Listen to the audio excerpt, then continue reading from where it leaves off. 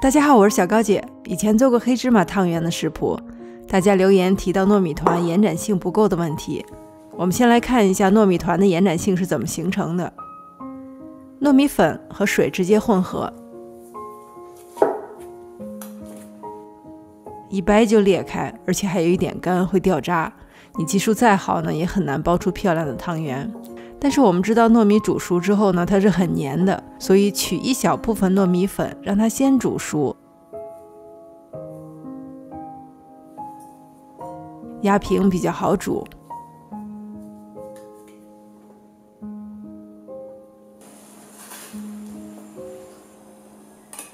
3分钟之后，它是一个很黏的状态，让它把剩余的生糯米粉粘在一起，有一点像小麦面粉里面筋的作用。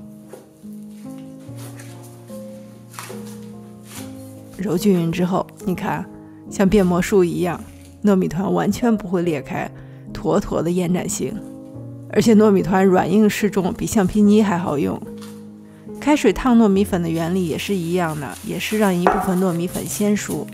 你也可以把2个方法结合起来使用。下面我们用同样的方法做一个彩色的糯米团。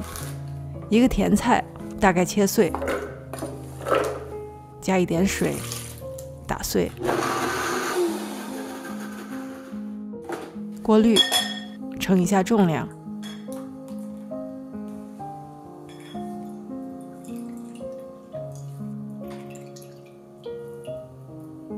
糯米粉的用量是它的1.3倍，混合起来。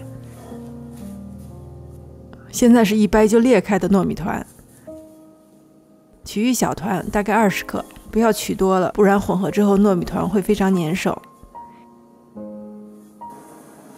煮3分钟，控干净水分，再混合起来。你看糯米团的状态完全改变了。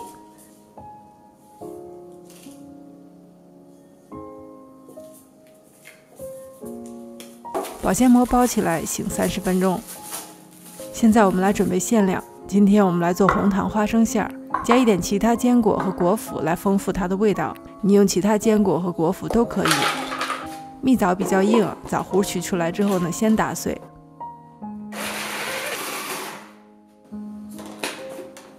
再加入花生、碧根果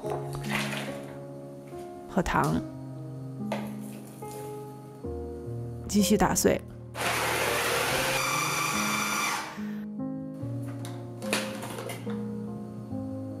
最后加入融化黄油，把它们粘合起来。这个不是流心的馅料，如果做流心馅料的话呢，要加一些水。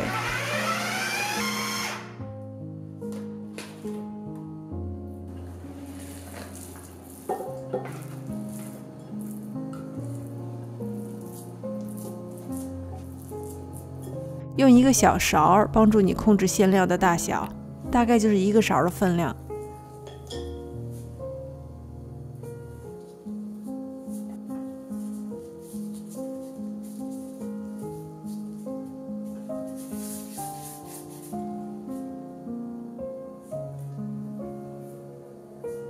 放到冰箱冷藏一会儿，冰箱取出来，黄油凝固，馅料变硬一点，你包起来非常容易。2个颜色的糯米团都已经醒好，紫色、白色各取一些混合，你就有了第3个颜色浅紫色。这3个颜色你可以分别包汤圆。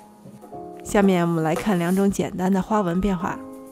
3个颜色各取一些，搓成同样长短的长条，摞起来，轻轻搓长，切出小圆柱状。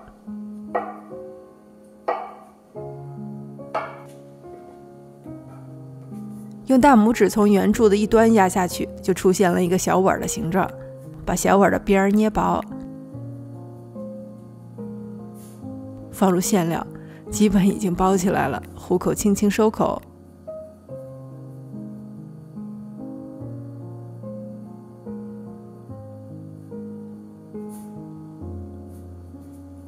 搓圆。简单几步，一个3色的汤圆就做好了。来看另外一种花纹，取4个白色糯米团，3个紫色糯米团，白色糯米团要大一点。把糯米团压平，然后白紫相间摞在一起。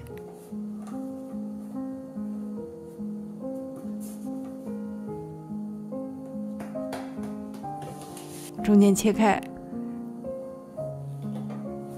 你可以看到它的花纹了。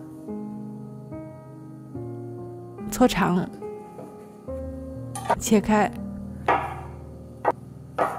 同样的方法包汤圆。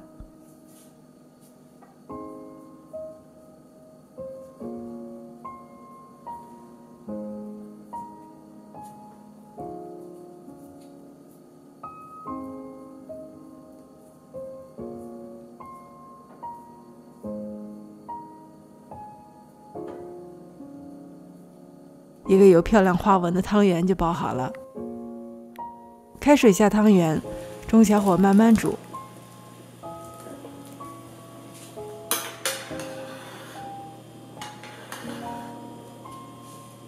汤圆浮起来就熟了，不要煮过了，不然它的颜色会变得暗淡。盛到碗中。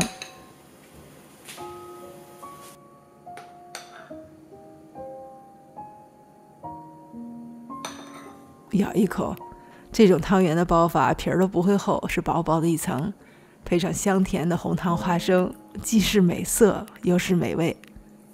祝大家正月15元宵节快乐！我是小高姐，我们下期再见。